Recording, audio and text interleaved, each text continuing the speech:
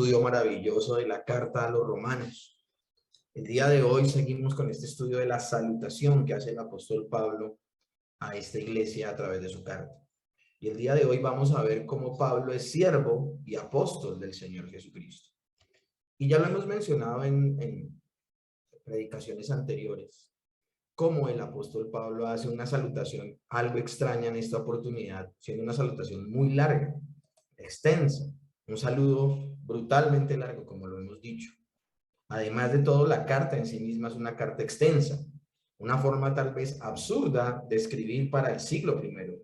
Ahora, él no funda la iglesia en Roma y por ello usa esta carta para presentarse con lujo de detalles.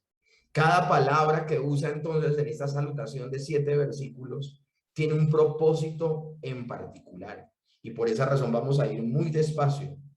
No es posible, mis hermanos, estudiar esta salutación en un solo sermón. Por eso ya comenzamos el sermón pasado hablando de Pablo. Desde el primer versículo solamente el nombre, Pablo. E hicimos una presentación bien minuciosa acerca de quién era Pablo.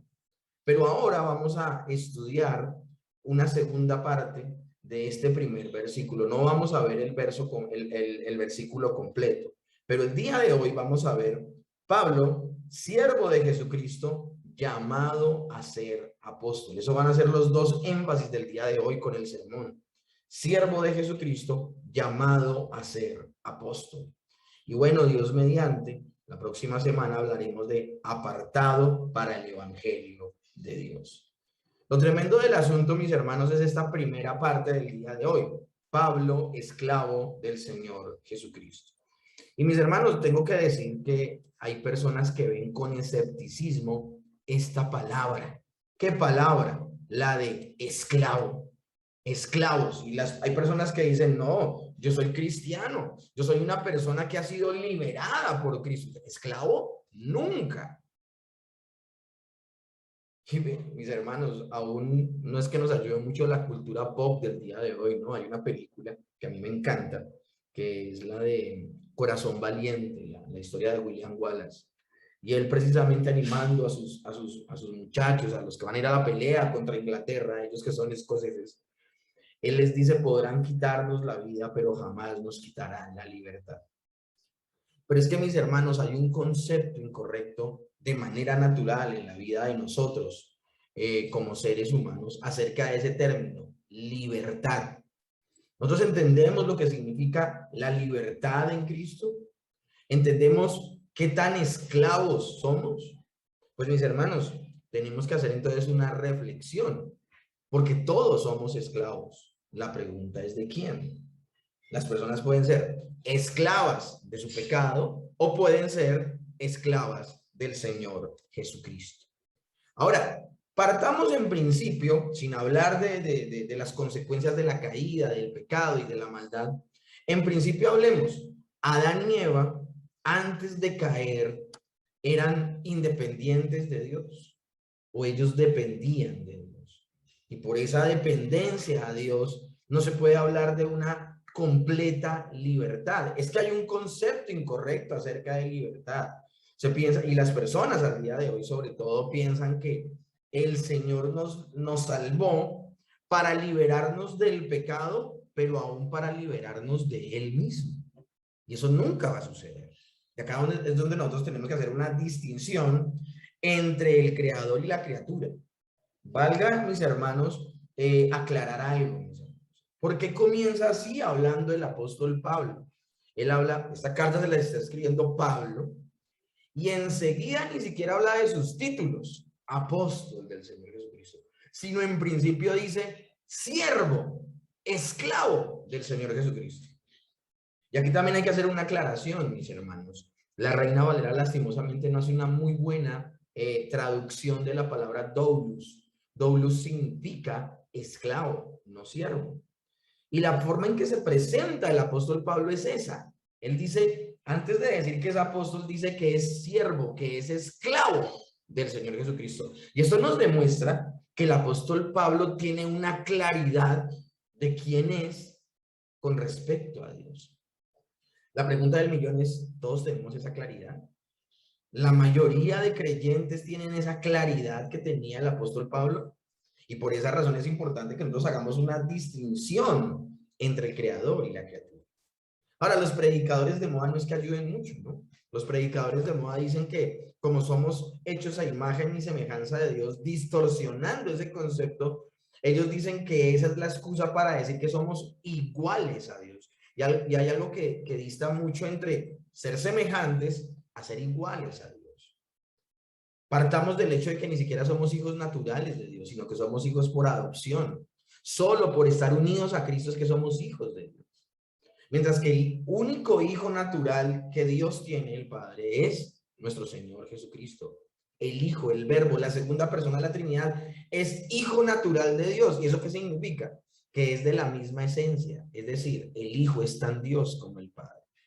Algo que no sucede con nosotros. Nosotros somos hijos por adopción. ¿Y a dónde quiero ir con todo esto? Pues mis hermanos, que hay una diferencia categórica entre el creador y la criatura. Y el creador es el único ser independiente. Es el único ser que trasciende a su propia creación porque él la creó. Pero es que Dios en sí mismo ni siquiera depende o necesita de su creación para él ser el creador. Él no es menos Dios si no crea la creación. Ahora tampoco es más Dios por haberla creado. Él sencillamente es Dios. Y Dios es el único ser independiente de toda la creación. El apóstol Pablo, al decir, soy esclavo, soy siervo del Señor Jesucristo, él está entendiendo lo dependiente que es de Dios. Pero muchas veces al día de hoy, el creyente del siglo XXI no entiende esta verdad. La distinción tan categórica, tan tremenda que hay entre el creador y la criatura. Fueron esas concepciones erradas de la criatura moral del ser humano que lo llevaron a pecar. Ellos en el jardín del Edén quisieron tomar decisiones dejando al margen a Dios. De hecho, ellos prueban el fruto con el deseo de ellos, por ellos mismos, diferenciar entre lo bueno y lo malo, cuando quien diferenciaba lo bueno de lo malo era Dios. Quien les determinaba a ellos qué era bueno y qué era malo era Dios. Entonces, en primera instancia, lo que estoy queriendo decirles con esto, mis hermanos, es que aún en el momento en que Adán y Eva ni siquiera habían pecado, ni siquiera estaban siendo afectados por el pecado, ellos no eran libres de la influencia de Dios sobre sus vidas. De hecho, cuando pretendieron quitar de sus hombros la dependencia de Dios y actuar de manera independiente, es que entra el pecado. Entonces, mis hermanos, saquémonos de la cabeza la idea de que Dios en Cristo nos ha libertado para que nosotros podamos tomar decisiones aún manteniendo al margen a Dios. Eso nunca va a suceder. Eso nunca va a suceder. De hecho, no solo los cristianos, sino los no creyentes, toda decisión que toman, toda alternativa que ellos finalmente toman, supuestamente en su libertad, el Señor ya la había decretado. Y finalmente sucederá lo que Dios decida.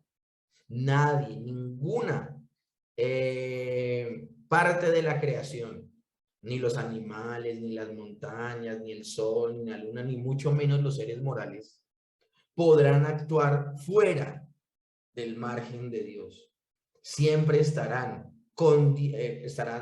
podemos decir, subordinados por Dios. Y eso ya cambia mucho nuestro concepto de libertad. Entonces, la pregunta del millón es, ¿puedo independizarme de Dios? Colosenses 1:17 dice, y Él es antes de todas las cosas, y todas las cosas en Él subsisten. Mis hermanos, si Dios se retirara de la creación por un segundito, toda la creación desaparecería y sería destruida, colapsaría la creación. También Hebreos 12:2 nos habla de una dependencia total de Dios, no solamente de los creyentes, sino también de los no creyentes. Entonces, con esta pequeña reflexión con la que estamos iniciando el sermón el día de hoy, podemos decir que esta realidad cambia mucho nuestro concepto de libertad. Entonces, mis hermanos, adicional a este concepto que estoy planteándoles y que estoy estableciendo el día de hoy, que tenía muy claro el apóstol Pablo, también se le suma otra razón. Y otra razón que hay para poder decir que somos esclavos de forma natural es precisamente lo que les acabo de mencionar. Adán y Eva, en su deseo de actuar de manera independiente de Dios, ellos pecan. El Señor Jesucristo le dice a sus discípulos: apartados de mí, nada podéis hacer. Lo tremendo del asunto es que Adán y Eva quieren tomar decisiones por ellos mismos, y lo que hace el hombre cuando toma decisiones sin contar con Dios es que caen en pecado. Y ese es el otro elemento. Además de ser criaturas que dependemos de Dios, y eso de alguna manera no nos da una completa libertad de Dios, pues dependemos de Dios. Otra razón es que luego de la caída de Adán y Eva, todos los seres humanos nacemos en una condición pecaminosa. Y esa condición pecaminosa nos hace esclavos del pecado. Nos hace esclavos del pecado. Juan capítulo 8:34 dice: todo el que comete pecado es esclavo del pecado. Ahora bien, mis hermanos, el Señor Jesucristo ha venido para liberarnos. Él le prometió a las personas que escuchaban: conoceréis la verdad y la verdad os hará libres. Entre los que escuchaban al Señor Jesús cuando Él menciona esto, estaban los fariseos. Y los fariseos brincan y le contestan al Señor Jesús luego de estas declaraciones: nuestro padre es Abraham. ¿Cómo así que somos esclavos si nacimos libres? Ellos están diciendo, ellos se llenan la boca diciendo esto. O sea, ¿cuál conocer la verdad para ser libres si nosotros nacimos libres? Nuestro padre es Abraham. Pero miren lo que le contesta el Señor Jesús. Entonces Jesús les dijo: si ustedes fueran hijos de Abraham, harían lo que el mismo Abraham hizo. Sin embargo, ahora ustedes tratan de matarme. Soy un hombre que les ha dicho la verdad que recibió de Dios. Abraham no hizo nada de esto. El Señor Jesús les dice: si ustedes fueran hijos de Abraham, las obras de Abraham harían. Y lo que hizo Abraham fue exaltar la verdad y seguir el consejo de Dios. Mientras que los fariseos estaban actuando completamente diferente a Abraham, porque ellos se resistían a la verdad, esa verdad que los haría libres. Ellos resistían esa verdad y deseaban matar al Señor Jesús. Es decir, lo que caracterizaba a Abraham, que era el buscar la verdad, el depender de Dios porque sabía que solo Él lo podía hacer libre, esas características no estaban en los fariseos. Y mis hermanos, si a ti o a mí nos ofende la verdad, tenemos un problema. Ellos están ofendidísimos porque el Señor Jesús les dice: ustedes, aunque se creen libres, no lo son. Pero mis hermanos, si la mentira te agrada a ti o me agrada a mí, ya no tengo solo un problema, tengo dos problemas. Nosotros debemos buscar la verdad, mis hermanos, aunque esta, por nuestra naturaleza caída, nos ofenda. Es la verdad y no la podemos cambiar. Mis hermanos, no podemos cambiar la verdad por la mentira porque estaríamos completamente perdidos. Entonces el Señor les va a dejar completa y categóricamente claro a los fariseos cuál es su condición verdadera. Verso 41 del mismo capítulo 8 de Juan dice: ustedes hacen lo que su padre hace. Ellos les dijeron: nosotros no somos como esos hijos que nunca han conocido a su padre. Tenemos un solo padre, que es Dios. Jesús les dijo: si fueran Dios su padre, me amarían, porque yo vengo de Dios y ahora estoy aquí. No vine por mi cuenta, Él me envió. Y Él va a terminar este discurso diciéndole a los fariseos: vosotros sois de vuestro padre el diablo, porque las obras de vuestro padre queréis hacer. Él ha sido homicida desde el principio y padre de mentira. Entonces, mis hermanos, una persona que no abraza la verdad de las Escrituras, sino que quiere seguir su propia verdad, no está dependiendo completamente de Dios y es esclavo del pecado, porque está tratando de tener su propia verdad. Ahora, una persona que practica el pecado es esclava del pecado. Mis hermanos, les tengo noticias.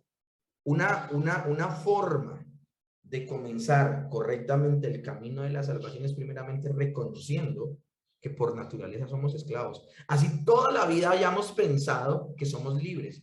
Eso lo tenía claro el apóstol Pablo desde que se encontró con el Señor Jesús en camino a Damasco. Él entendió que era sencillamente un hombre perdido que necesitaba gritos de un Salvador. Y es precisamente por eso que el apóstol Pablo puede escribir luego de su conversión, mucho tiempo después en la carta a los Gálatas: Cristo nos libertó para que vivamos en libertad. Por lo tanto, manténganse firmes y no se sometan nuevamente al yugo de esclavitud. Él sabía que había sido liberado del pecado por el Señor Jesucristo. De hecho, él puede decir: así que si el Hijo os libertare, seréis verdaderamente libres. Eso es lo que decía el Señor Jesucristo a estas personas. Seréis verdaderamente libres. Y los fariseos se resistieron a creer esta verdad, imagínense. O sea, esto es impresionante. Es impresionante que las personas se resistan a creer que están en esclavitud. Por eso hay muchas personas escépticas a esta verdad. Hemos dejado claro entonces dos cosas. Uno, tiene que cambiar nuestro concepto de libertad. Y aún el hombre en su mejor estado antes de caer dependía completamente de Dios. Y el hombre no estaba libre de lo que Dios hacía con su vida. Pero por otro lado, el hombre pretendiendo independizarse de Dios termina pecando y volviéndose esclavo del pecado. Ahora, el Señor ha venido a la vida de cada creyente a libertarle. Y esa libertad es efectiva, es verdadera. Si el Hijo nos libertare, seremos verdaderamente libres. Pero entonces, mis hermanos, aquí entra la pregunta del millón. La pregunta del millón es: si el Señor Jesucristo nos liberó, entonces, ¿por qué Pablo habla, él siendo libre, porque Pablo habla de ser siervo, esclavo del Señor Jesucristo? Bueno, la palabra siervo significa esclavo, doulos, y describe a alguien que está sujeto a la voluntad de su Señor, que está totalmente a su disposición, que no vive para agradarse a sí mismo, sino que vive para agradar a Dios, vive para la gloria de Dios. Al usar este término para describirse, los apóstoles, no solo Pablo, están expresando su absoluta devoción y sujeción voluntaria a Cristo. Están expresando su actitud de absoluta obediencia a su Señor. Algo a lo que no solo los apóstoles fueron llamados, sino todos los que somos de Cristo hemos sido llamados a eso, a esa obediencia incondicional a la que nos va a habilitar para ser esclavos efectivos del Señor Jesucristo. El Señor llama a esto, mis hermanos, la ley de Cristo. La ley de Cristo es que nosotros ya obedecemos al Señor luego de haber nacido de nuevo. Ya no obedecemos a Dios con el propósito de salvarnos porque ya no sabemos algo, sino que obedecemos a Dios porque se nos ha cambiado el corazón. Y al cambiarse nuestro corazón ya no somos esclavos del pecado, somos esclavos de Cristo porque nuestra profunda necesidad es agradar a Dios, vivir para su gloria. Ya no es una obligación impuesta, lo queremos hacer porque el Espíritu Santo que nos ha dado vida ahora nos lleva a eso. Entonces la verdadera libertad del pecado es que ahora somos esclavos de Cristo y vivimos solo para hacer su voluntad. Ahora, mis hermanos, vamos a reflexionar en la segunda parte que dice el verso 1 del capítulo 1 de la carta a los Romanos. Y es que él dice que es apóstol del Señor Jesucristo. Pero para reflexionar en esta parte de que Jesús es apóstol del Señor Jesucristo, vamos a reflexionar en un estudio que ya hemos hecho de la carta a los Gálatas, donde el apóstol Pablo tiene que volverle a recordar a los Gálatas por qué él puede decir que es apóstol del Señor Jesucristo. El término apóstol en principio proviene del griego y significa enviado, enviado. Y hay varios textos que, aunque nuestras traducciones se traducen de otra manera, la traducción original al griego lo que significaba era apóstol. Por ejemplo, en 2 de Corintios capítulo 2 verso 23 dice: en cuanto a Tito, que es mi compañero y conjunto, o sea, compañero de viaje para con vosotros, acerca de nuestros hermanos que son apóstoles de la iglesia y la gloria de Cristo. Aquí está hablando el apóstol Pablo de una manera muy general, al decir todos los que son enviados. No está hablando en particular de los 12, sino de todos los que pueden ser enviados. En Hechos capítulo 14, verso 14 dice lo siguiente: cuando lo oyeron los apóstoles, Bernabé y Pablo, rotas sus ropas, se lanzaron a la multitud dando voces. Esto sucede cuando ellos, por sanar a un enfermo, toda la comunidad de ese lugar quiso adorarles, llamándoles Júpiter y Saturno, y sacaron animales para sacrificar y guirnaldas para poner sobre sus cabezas. Y ellos tienen que decir alto, alto, alto, alto, alto. O sea, dice que se rasgan sus ropas, dice que, mejor dicho, dicen, no nos adoren que somos hombres, pero ese no es el punto. El punto es cómo Lucas los llama a ambos. Dice, cuando lo oyeron los apóstoles Bernabé y Pablo. Yo hasta donde tengo entendido, Bernabé no hizo parte de los 12 apóstoles. Es aquí donde la palabra general apóstol, que significa enviado, reluce. Toda persona que había sido enviada con una comisión se le llamaba apóstol. Ese es el significado general. Pero esa palabra va a tomar una connotación tremenda. Se va a robustecer al punto de que es una palabra que ya no será usada, sino solamente para los exclusivos apóstoles. Miren lo que dice también Filipenses.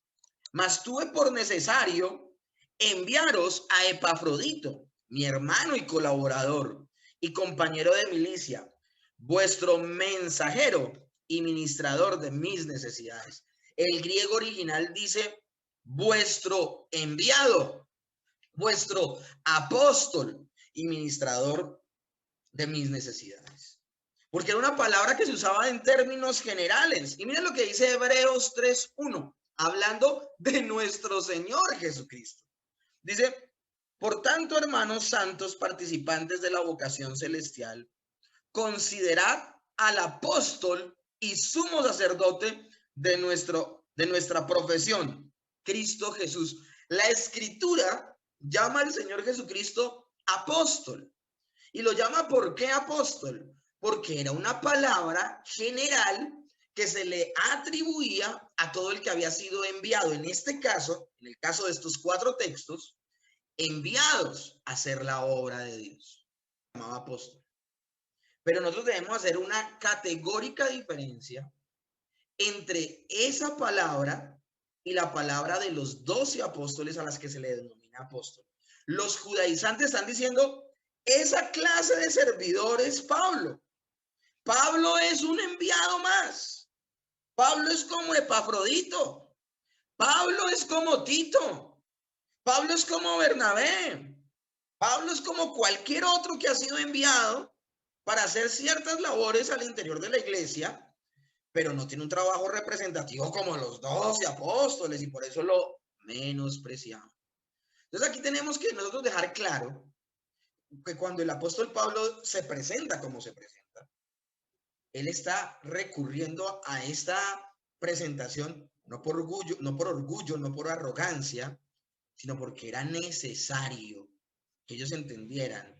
Los gálatas tenían que recordar más bien que él había sido enviado por Dios y que por esa razón su mensaje era autoritativo.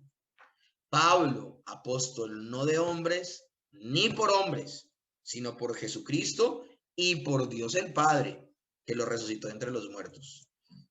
Entonces, en principio, hay una seguridad completa de que los 12 apóstoles fueron llamados por el mismo Señor. Pero entonces hay una sombra de duda con Pablo. Entonces, por esa razón hay que entrar a hablar de lo que significaba esa palabra y lo que significa el oficio de apóstol. Nosotros vemos el término apóstol en Hebreos 4:11 enmarcado en esos ministerios maravillosos de apóstol, profeta, evangelista, pastor y maestro. Era un oficio limitado cuando hablamos en ese marco de Efesios capítulo 4, verso 11, me estoy alejando ya del término general de cualquiera que era enviado. Y estoy hablando ya en las proporciones que significaban ser apóstol del Señor Jesucristo. Entonces, primero que todo, el oficio de apóstol estaba limitado solamente, estaba restringido única y exclusivamente a los 12 y a Pablo. Y ellos Los 12 y Pablo fueron llamados directamente por el Señor Jesucristo. Miremos, por ejemplo, en el caso de Lucas capítulo 6, verso 13. Y cuando era de día, llamó a sus discípulos y escogió a 12 de ellos, a los cuales también llamó apóstoles. No era un término novedoso, era un término que ya se usaba, porque él los iba a enviar. De hecho, esa es la gran comisión. Acá la diferencia es que son apóstoles de Jesucristo. Eso es lo importante. Todos tenemos claro Lucas 6, tenemos claros Mateo 10, cuando el Señor llama a sus 12 y en ese pasaje aparecen los nombres de los 12. Y si aparecen los nombres de los 12 es porque el Señor quería que quedara categóricamente claro a quienes había llamado y a quienes les había dado la autoridad de sanar enfermedades, echar fuera demonios y predicar el evangelio. Esto es importante tenerlo en cuenta. Listo, alguien puede decir, bueno, está hablando de los 12. ¿Y Pablo? Bueno, Pablo va a presentar en varias oportunidades su llamado. Más adelante nos vamos a dar cuenta cómo el apóstol Pablo en varios momentos del libro de Hechos tiene que dar su testimonio de cómo fue su conversión para que la gente entienda que directamente el Señor fue quien lo llamó. En una de esas oportunidades dice el apóstol Pablo lo siguiente, Primera de Corintios 15, del 8 al 9. Y él está mencionando a toda la gente que se le ha aparecido el Señor Jesús. Él viene mencionando a toda la gente. Ha mencionado a varias mujeres, ha mencionado a los 12. De hecho, menciona de manera cronológica y ordenada cómo se le apareció a cada persona. Nombra hasta un medio hermano del Señor Jesús que se le aparece y que por fin cree en él, porque ni siquiera en vida creyó en su hermano Jesús, que era el Cristo. Eso es tremendo, es impresionante. Y cuando termina de hacer ese relato, él dice, y por último, porque él está nombrando a todos los que se les ha aparecido, y por último, como un nacido fuera de tiempo, dice la Nueva Versión Internacional, mientras que la Reina Valera dice como un abortivo. A mí me gusta más lo que dice la Nueva Versión Internacional porque se expresa mejor, como a uno nacido fuera de tiempo. Se me apareció también a mí. Admito que yo soy el más insignificante de los apóstoles y ni siquiera merezco ser llamado apóstol porque perseguí a la iglesia de Dios. Entonces el apóstol Pablo está dejando completamente claro que fue llamado por el Señor Jesucristo. Ahora, la autoridad de los apóstoles, hablando de los 12 y de Pablo, es una autoridad única y limitada a aquellos que ostentaban el oficio de apóstol. Por eso vuelvo y le repito, Mateo capítulo 10, verso 1, se enfoca en esto. Entonces, llamando a sus 12 discípulos, les dio autoridad. ¿A quién? A sus 12 discípulos. Sobre los espíritus inmundos, para que los echase fuera y para sanar toda enfermedad y toda dolencia. Inmediatamente en el verso 2 pasa a nombrar a todos y cada uno de los 12. Lucas capítulo 9, verso 1. Habiendo reunido a sus 12, les dio poder y autoridad sobre los demonios y para sanar enfermedades y les ordena predicar inmediatamente el evangelio. Eso nosotros lo pudimos ver de manera hermosa cuando predicamos el evangelio de Mateo. En el evangelio de Mateo, como vamos viendo verso por verso todos los capítulos, nosotros cuando llegamos al capítulo 10 y nos damos cuenta que el Señor les da autoridad, esto es impresionante porque Él está delegando su autoridad sobre sus discípulos.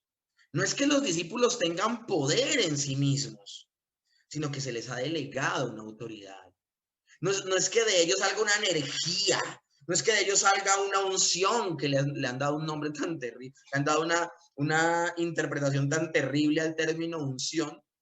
Se piensa que unción es el poder sobrenatural que puede pasarse de una persona a otra con la imposición de manos. O sea, se sacan de contexto textos cuando Elías ora por Eliseo y se sacan de contexto pensando que es como un poder que tienen las personas y que pueden negociar o traspasar, cuando sí, el apóstol tenía la autoridad de sanar enfermos, de echar fuera demonios y de predicar el evangelio. Era porque era una autoridad delegada por el Señor Jesucristo. Esto de una autoridad delegada, yo ya lo expliqué en otros escenarios.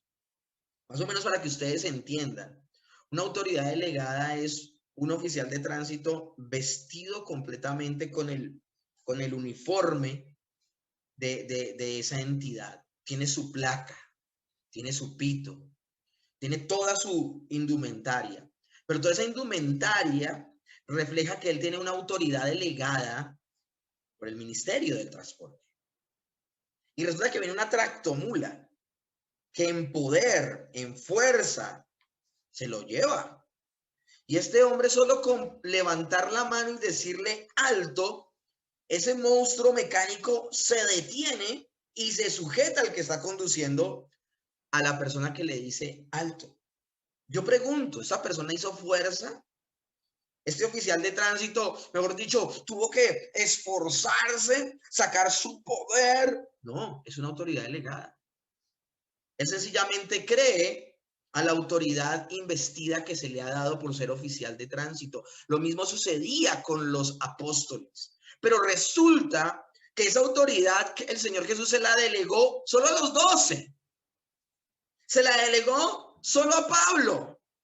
No se la delegó a todo el mundo.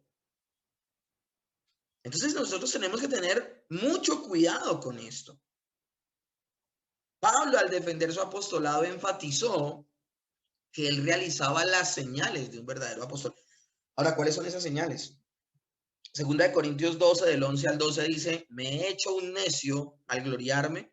Vosotros me obligasteis a ello, pues yo debía ser alabado por vosotros, porque nada he sido menos que aquellos grandes apóstoles. Aunque nada soy, con todo, las señales de apóstol han sido hechas entre vosotros en toda paciencia por señales, prodigios y milagros. Y aquí esto es interesantísimo, mis hermanos. Cuando el apóstol Pablo habla de me tengo que gloriar a mí mismo, está hablando de que él les tiene que recordar que es apóstol. Y es un acto el mismo apóstol Pablo dice, es un acto de necedad, que yo tenga que recordarles quién soy. O sea, es una situación tan incómoda para mí, que el mismo hecho de hacerlo, me siento mal al hacerlo. Pero ustedes me obligaron, porque aunque ustedes debían reconocerme como su apóstol, resulta que no. Ha venido gente, les ha contado cosas, los han hecho dudar y ahora ustedes dudan de que soy apóstol. Lo tremendo del asunto es que el apóstol Pablo le dice a esa iglesia, a los corintios, les dice, lo tremendo del asunto es que yo no tengo un título porque tengo un diploma en la casa. Yo tengo el título de apóstol porque las señales de apóstol, ustedes las han visto en esta iglesia. ¿Cuáles son las señales de apóstol? Él sanaba enfermos, él echaba fuera demonios. En algunas oportunidades resucitó muertos. Recuerden a Eutico. Pero sobre todo, y esto casi nunca lo dicen. Casi nunca ningún predicador dice esto. Una señal importante de un apóstol es que su predicación, acompañada del Espíritu Santo, por ser una predicación bíblica, por ser una predicación obediente al mensaje de salvación, unida al Espíritu Santo, generaba convertidos, generaba conversos.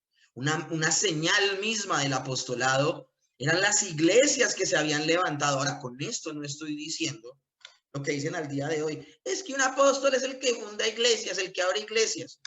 Al día de hoy abrir iglesias es muy fácil. Se necesita solo de plata, un lugar grande y llenar de expectativas a la gente para que se llene un lugar. No estamos hablando de que las personas que escuchaban al apóstol Pablo, muchas de ellas se convertían. Y se convertían, eran verdaderos nuevos nacimientos. Ahora no estoy diciendo que los produjera él, los producía Dios a través de una predicación honesta y la acción del Espíritu Santo. Pero es que lo tremendo del asunto es que esas son las maravillas, señales y prodigios. Esos son los milagros que se realizaban por mano del apóstol Pablo. La palabra de Dios dice que aún con los delantales de Pablo, la gente los tocaba y se sanaban. Él les tiene que recordar eso. Es un acto mismo de necedad, dice el apóstol Pablo. Ustedes deberían reconocerme.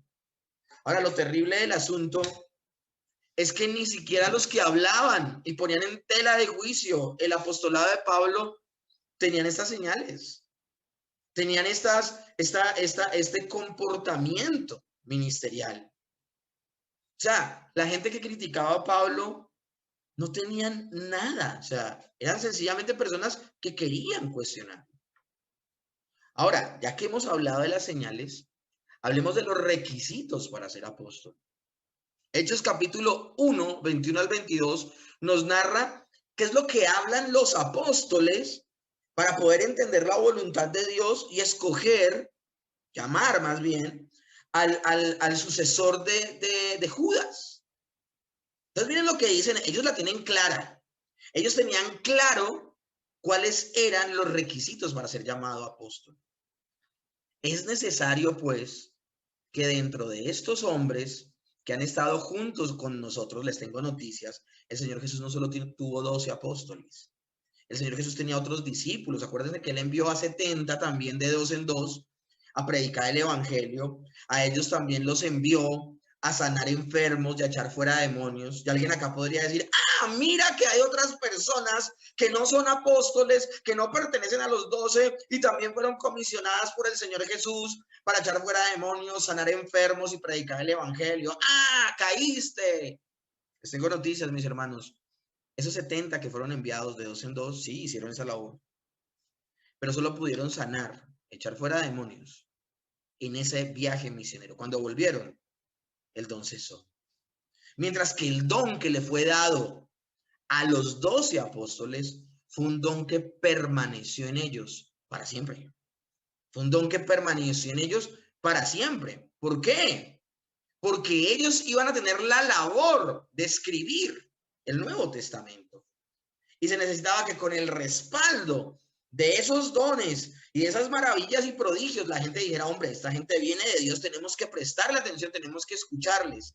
Y no solamente escuchar su predicación, sino hacer caso a sus enseñanzas autoritativas escritas que se convirtieron en el Nuevo Testamento.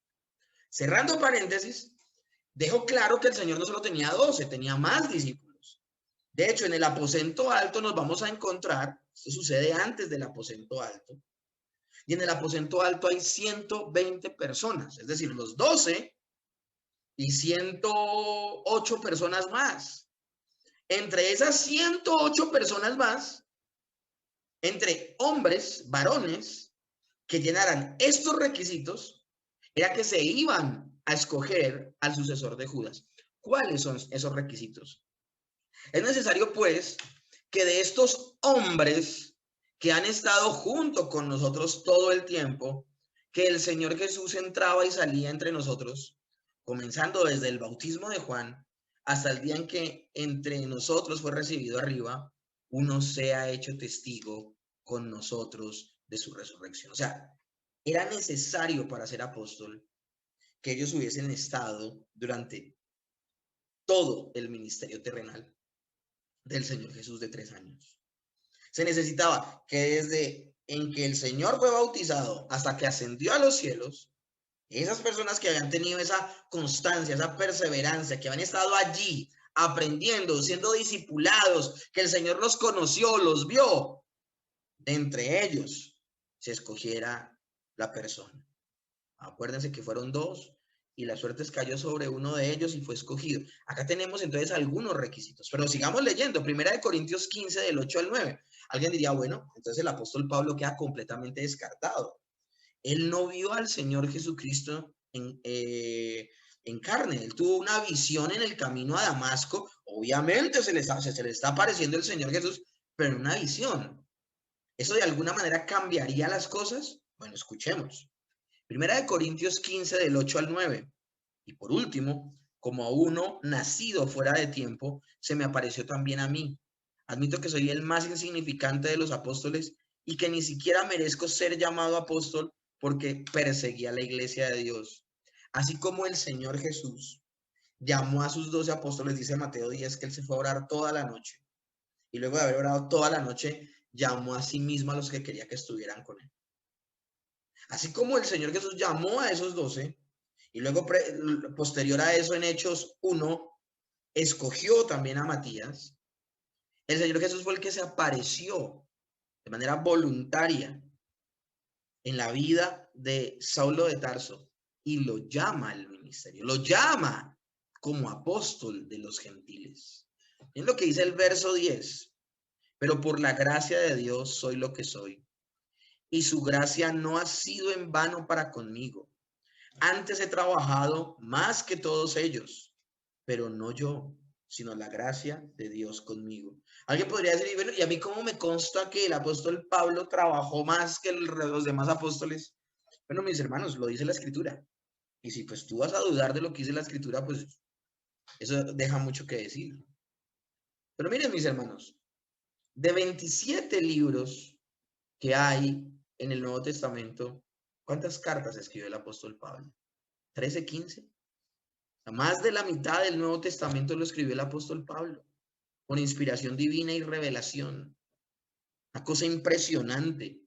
La doctrina que nos enseña el apóstol Pablo en el Nuevo Testamento es completamente fundamental para el cristianismo. La forma en que explica la cena del Señor, la forma en que trata con los problemas de la iglesia y que se han convertido en directrices autoritativas del Señor para la iglesia. Claro, mis hermanos, que ha trabajado mucho. El evangelio se tomó a toda Asia por la predicación, el Asia Menor, por la predicación del apóstol Pablo. Llegó hasta Roma con el evangelio. Entonces, mis hermanos, debemos tener en cuenta esto. Alguien podría decir, bueno, pero es que el apóstol Pablo no tuvo la oportunidad de ser enseñado como fueron enseñados los 12. No. El mismo apóstol Pablo dice que él fue enseñado por el Señor durante 3 años, en el mismo Damasco y en Arabia. 3 años. Dice el apóstol Pablo en sus cartas que él no aprendió el evangelio por los apóstoles, sino que lo aprendió directamente del Señor Jesucristo. Dice el apóstol Pablo en sus cartas que él fue al tercer cielo y vio cosas que no le es permitido decirle a nadie. Una cosa impresionante. Dice el apóstol Pablo que aún el Señor permitió un aguijón en la carne para que él no se enorgulleciera por todos los privilegios que recibió de parte del Señor. Porque es que es algo impresionante la forma en que el apóstol Pablo le enseñó a la iglesia el evangelio. Mis hermanos, hay apóstoles que no son mencionados en absoluto en el Nuevo Testamento. Solo son mencionados en Lucas y en Mateo, donde se nombran a los 12. Y no se vuelven a nombrar en ningún lugar más. El apóstol Pablo fue un apóstol importantísimo a nivel doctrinal para la formación de la iglesia. El Señor lo usó. Uno que persiguió a la iglesia. Se convirtieron sus enseñanzas apostólicas en fundamentales para levantar la iglesia. Entonces esto es impresionante. El apóstol Pablo no era menor que los 12 y los 12 no son menores que el apóstol Pablo. Para nada, en absoluto. Entonces ahora si hacemos nosotros un resumen del término apóstol, sí, es un representante de Cristo que tenía autoridad particular en la iglesia primitiva. Realizaba señales, maravillas y milagros. El apóstol tenía que ser por excelencia testigo de la resurrección de Cristo.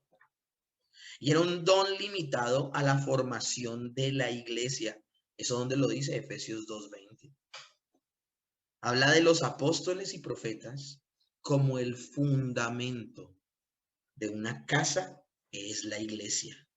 Ahora, estos apóstoles recibieron revelación directa del Señor. Lo vamos a ver en Gálatas 1:12. Y cuando hablamos de revelación directa, que el Señor les hablaba, les enseñaba. Y no solamente en vida, sino que después de su muerte y resurrección, cuando asciende a los cielos, es el mismo Señor el que acompaña la obra de escritura del Nuevo Testamento. Después de Pablo, mis hermanos, no se esperaba que hubieran más apóstoles. Por eso el apóstol Pablo dice en 1 Corintios 15:8, yo soy el último de todos los apóstoles. Entonces el apóstol Pablo se equivocó. El apóstol Pablo se equivocó. Ay, no, perdón, no era el último, era el penúltimo. Qué pena con Guillermo Maldonado, ¿no? No, mano, o sea, eso, olvidémonos.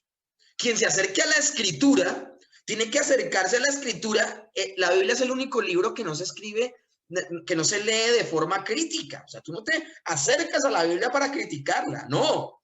Te acercas a la escritura para sujetarte a ella, para obedecerla. Y si el apóstol Pablo dice que él es el último apóstol, dice, hermanos, les tengo noticias, es el último apóstol. Punto, se acabó. Un don que tenían los apóstoles era el don de sabiduría, y esto es importantísimo. Y cuando hablamos de que tenían el don de la sabiduría, era que entendían el sistema completo de la verdad revelada. Es decir, un verdadero apóstol no tuerce la doctrina, sino que la comprende tan bien que aún le facilita a otras personas poder entender esos misterios revelados por Dios a través de sus vidas. Es una completa contradicción que se levante una persona diciendo que es apóstol y predica todo lo contrario a lo que predicaron los verdaderos apóstoles. Porque un verdadero apóstol le da una lectura correcta a las escrituras.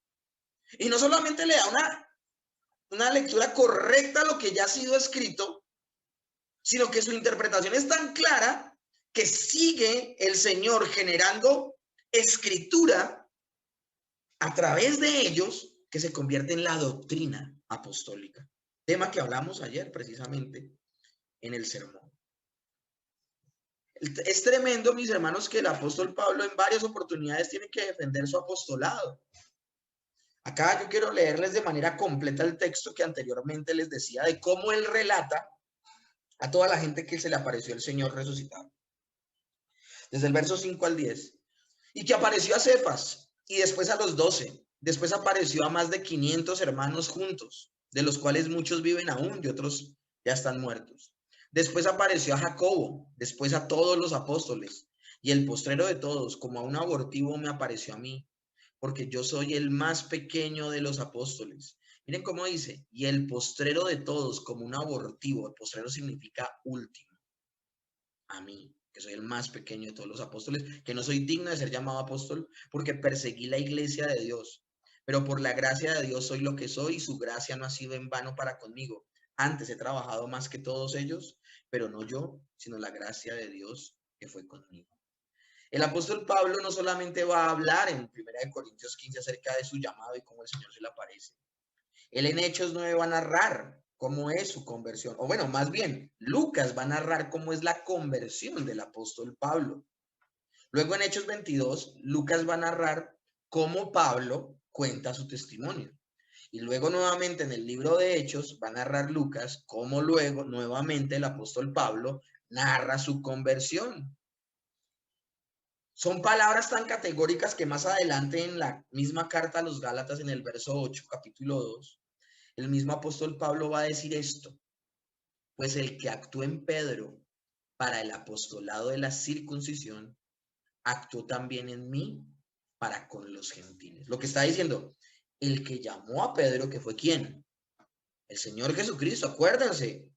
No dejarás de ser pescador normal para ser pescador de hombres. Listo. El apóstol Pablo lo que está diciendo es, el que llamó a Cefas, el que llamó a Pedro, me llamó a mí. ¿Quién llamó al apóstol Pablo? Nuestro Señor Jesucristo. Ahora, ¿por qué era tan importante esto, mis hermanos? Esto no es una cuestión de egos. Eso es una cuestión de doctrina, mis hermanos, porque el apóstol por excelencia genera doctrina. Y es que, mis hermanos, lo peor que le ha podido pasar a la iglesia, bueno, entre muchas cosas que le han sucedido horribles, con herejías terribles, que le han sucedido a la iglesia, una de las cosas más terribles que le ha podido suceder a la iglesia es eso de la sucesión apostólica, fenómeno que comenzó con la iglesia de Roma. Lo contaba con lujo de detalles ayer en la predicación. Y por eso es que dicen que el Papa es el sucesor de Pedro. Pero resulta que esa práctica demoníaca y completamente incorrecta se filtró también en la iglesia protestante. Desde el año 2001 se empezó a levantar un grupo de personas diciéndose profetas y augurando supuestamente oráculos y pitonisas que son completamente ciegas, diciendo que se aproximaba una era apostólica. Entre ellos, Peter Wagner, que decía, ahora estamos viendo, esto es en el año 2001, ahora estamos viendo ante nuestros ojos el cambio más radical en la forma de hacer iglesia desde la Reforma Protestante. Ese man no sabe ni lo que está hablando. El oficio de apostolado no fue un fenómeno solo del primer siglo de la historia de la iglesia, sino que también está funcionando en el cuerpo de Cristo hoy. Por eso hay una gran X en esa diapositiva, mis hermanos. Eso es falso. Son ministerios que fueron diseñados por el Señor para fundamentar la iglesia. Los profetas y los apóstoles tenían la labor de escribir la Biblia. Todo lo que ellos enseñaban quedaba escrito en la Biblia y se convertía en una enseñanza autoritativa para la iglesia. Por esa razón, la carta a los Gálatas no es una carta que fue solo para los Gálatas, sino que es para nosotros. Y lo que aprendemos de ella es maravilloso. Por eso la carta de Judas no solamente fue para esos judíos a los que se les advirtió de la apostasía, sino que es para nosotros al día de hoy. Y no para que nosotros guiñemos el ojo y digamos, esto sí, esto no. No, completo. El verdadero creyente cree en la inspiración verbal y plenaria de las escrituras. Y esas escrituras fueron escritas por hombres que fueron llamados de manera especial por Dios. Moisés, los profetas y los apóstoles. Y esas personas son únicas e irrepetibles. Como para que se levante un hombre que no sabe dónde está parado, como Peter Wagner, y diga que al día de hoy pueden haber apóstoles. No puede haberlos, porque no llenan los requisitos. ¿Cuál de esos apóstoles vio al Señor Jesús? Ahora, muchos de ellos dicen que desayunan con Jesús y que salieron a pasear, pero que realmente, viniendo de esas fábulas y de esos cuentos, realmente, ¿quiénes vieron al Señor Jesucristo desde su bautismo hasta su ascensión? ¿Quién de ellos tienen verdaderamente señales y prodigios que no apartan a las personas de la sana fe, sino que las hacen depender cada día más y más de las mismas escrituras? Ustedes van a escuchar los sermones de Pedro diciendo, es que aquí se cumplió la escritura. Al apóstol Pablo diciendo, es que aquí se cumplió la escritura. Y una argumentación maravillosa. Pero lastimosamente está levantando este movimiento y juntamente con ese movimiento se está levantando esa supuesta nueva revelación, porque esta gente sabe el paquete completo. Y esta gente sabe que si se autodenominan profetas o se autodenominan apóstoles, ellos también pueden reclamar para sí revelación de Dios nueva. ¿Cuál es el peligro? Entonces la gente se aparta de las escrituras para escuchar esa revelación nueva. Y esto no es así. Cuando hablamos de que el ministerio apostólico y profético son ministerios fundamentales para la fundación de la iglesia, hablamos de que el fundamento de una casa solo se establece una vez en el principio de la construcción. La piedra angular es Cristo. Los fundamentos, los profetas y apóstoles. Y sobre ellos sobreedifican los evangelistas, pastores y maestros. Eso es lo que sucede, mis hermanos. Nosotros al día de hoy no tenemos que volver a levantar fundamentos. Una casa en un segundo piso no se vuelven a levantar fundamentos. Para nada. Y la alegoría que está usando el apóstol Pablo cuando cita Efesios capítulo 2, verso 2, está hablando en el símil de la construcción de una casa. Como perito constructor, fundamento lo pusieron los profetas y los apóstoles. La piedra angular sobre toda la edificación es nuestro Señor Jesucristo y los fundamentos, los profetas y los apóstoles. Al día de hoy nadie puede generar doctrina nueva y nadie puede autodenominarse apóstol porque no llena los requisitos para hacerlo. Entonces estos son falsos apóstoles. Esos sí son falsos apóstoles. Y luego el apóstol Pablo, que ha dejado esto completamente claro, entonces lo que está diciendo con esta salutación es que su comisión fue divina, no fue humana. Por eso dice, no de hombres ni por hombres. ¿Quién lo designó? Claramente él lo dice, el Señor Jesucristo, ¿Quién lo designó? El Padre que lo resucitó entre los muertos. Ellos acusaban a Pablo de haber sido comisionado por los hombres, negar la comisión divina. Entonces se niega que él pueda dar una enseñanza autoritativa. Pablo, como un apóstol no tan importante como los 12, entonces se podía menospreciar la enseñanza del apóstol Pablo, pero resulta que no. El que llamó a Pedro fue el que lo llamó a él. Pablo no fue Pablo no recibió ese llamado y ese don de hombres, y no fue una comisión mediática, sino que su designación fue inmediata. Es decir, el término mediático o inmediático está hablando de medio. Él no fue llamado por un medio.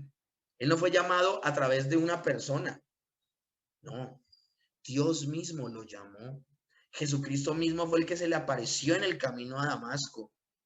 Y el Señor Jesucristo hace la voluntad del Padre, o sea que era un propósito de Dios.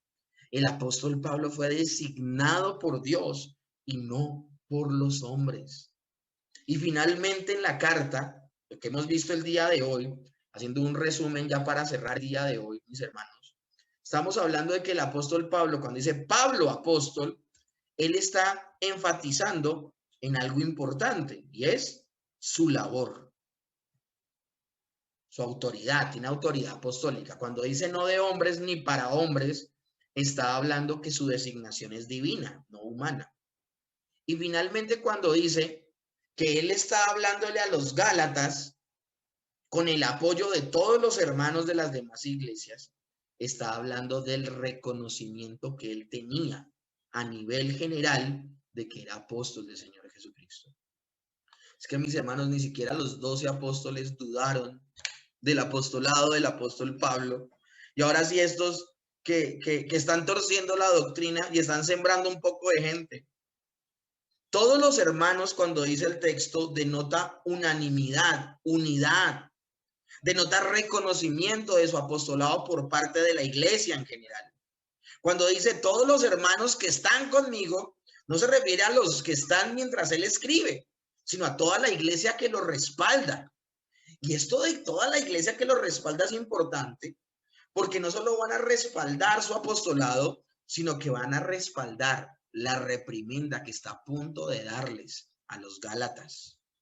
Todo esto lo vemos en una salutación, porque lo que está sucediendo en Galacia es gravísimo, mis hermanos.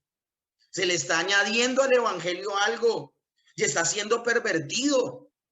Cuando él termina diciendo, y todos los hermanos que están conmigo, hablo yo, Pablo, con el llamado del Señor, con el llamado de Dios, con el apoyo de toda la iglesia, a la iglesia de Galacia, está hablando de un saludo muy seco, que no adula, sino confronta. El ambiente entonces de esta carta desde el inicio es muy tenso. Y es muy tenso, mis hermanos, porque Dios ama. Y cuando ama, Él disciplina. Él reprende al que tiene por hijo. Y les tengo noticias. La gente en Galacia eran verdaderos creyentes que estaban siendo sacudidos por un ataque, pero eran hijos. Y Dios al que tiene por hijo lo va a reprender, lo va a disciplinar, le va a llamar la atención y lo va a hacer caer en cuenta. Los que le crean a esos mentirosos y se vayan, demostrarán que no eran parte de la iglesia de Dios, que no hacían parte del cuerpo de Cristo. Pero el apóstol Pablo le va a hablar en estos términos a gente, una iglesia que es verdadera, discípulos que son verdaderos, que no se podían dejar convencer por nadie. De hecho, la misma carta nos muestra el corazón de pastor de Pablo. No piensa que corazón de pastor es la fotico del pastor con la ovejita en su seno y ya. No. El pastor también es el que llama la atención, el que reprende, el que exhorta, el que hace entender el error, el que sacude. Eso es lo que vamos a ver en el apóstol Pablo hoy.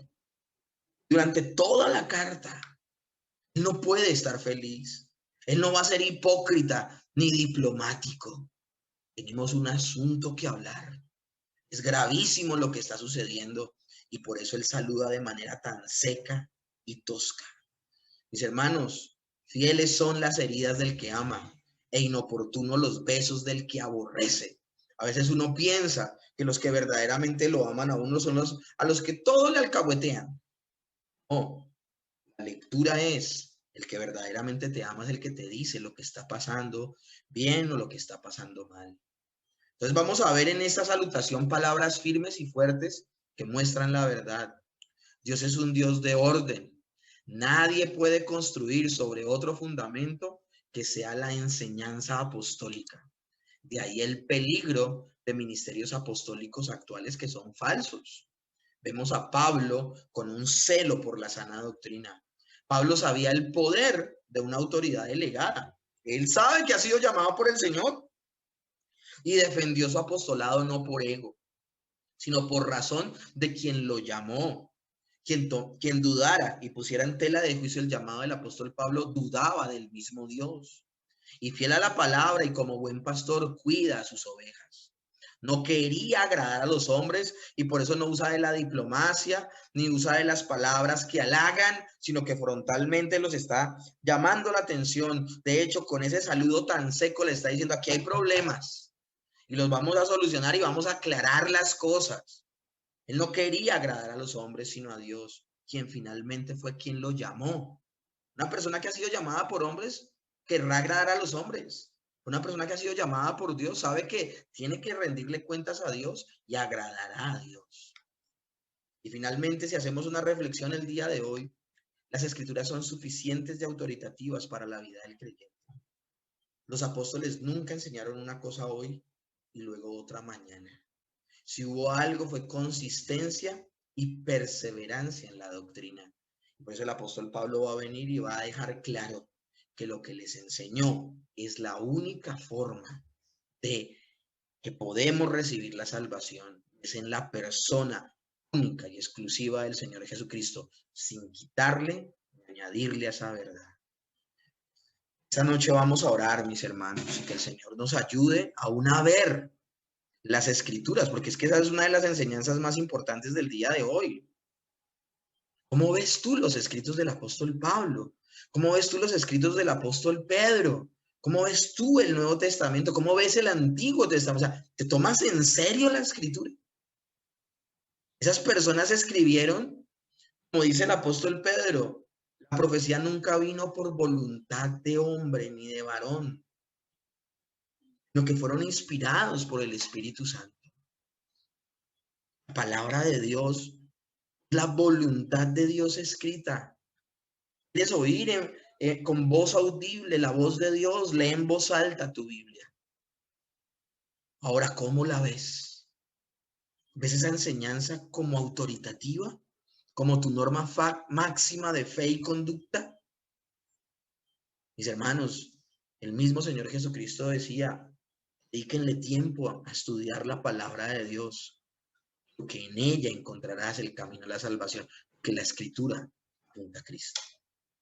Oremos el día de hoy a no menospreciar la palabra de Dios y tampoco menospreciar a aquellos que fueron llamados de manera especial para escribir el canon bíblico. Guárdeme el Señor en algún momento de ponerme al nivel del apóstol Pablo o de los 12 apóstoles o de los profetas. Guárdeme el Señor, porque mi fe está sujeta a lo que el Señor les mostró de manera especial y poderosa a ellos. Señor, en esta noche te damos muchas gracias por tu amor y misericordia, por tu palabra. Pedimos, por favor, que crees en nuestras vidas, ese celo, ese amor por tu palabra. Señor, no cualquiera puede venir a hablarnos una cosa distinta y nosotros temblar. Por mucho tiempo nos enseñaron que cualquier cosa nos podía robar la fe. Lo que hemos visto con las cartas de Judas y ahora comenzando solo con Gálatas, es que una persona que verdaderamente es oveja, la voz de su pastor escucha, no la voz del engañador, no la voz del lobo rapaz, no la voz del que engaña, no la voz del apóstata, sino la voz de Dios. Por eso permítenos perseverar en la doctrina apostólica. Permítenos perseverar en lo que tú dijiste en tu palabra y permítenos entender que tú eres un Dios todopoderoso. Y como lo dice la Escritura, cielo y tierra pasarán, pero tu palabra no pasará. Tú no dices hoy una cosa y mañana dices otra. Tu palabra no pasará. Y la doctrina apostólica no es cambiante, no muta, sino que no es novedosa, sino que permanece fiel y toda está conectada. Señor, que honremos la enseñanza de Moisés, de los apóstoles y de los profetas, como todos ellos señalaban a Cristo, y descansemos en el Hijo de Dios. Y que aquella persona que osada e irresponsablemente quiera añadirle o quitarle al evangelio, claramente lo podamos señalar como un falso maestro y como anatema su enseñanza. En el nombre de Jesús, pido que guardes a la iglesia local, a cada uno de los hermanos que nos escucha y ve la predicación, y que seas tú obrando en nuestras vidas y permitiéndonos perseverar en la sana doctrina hasta que nos llames a tu presencia. En el nombre de Jesús. Amén.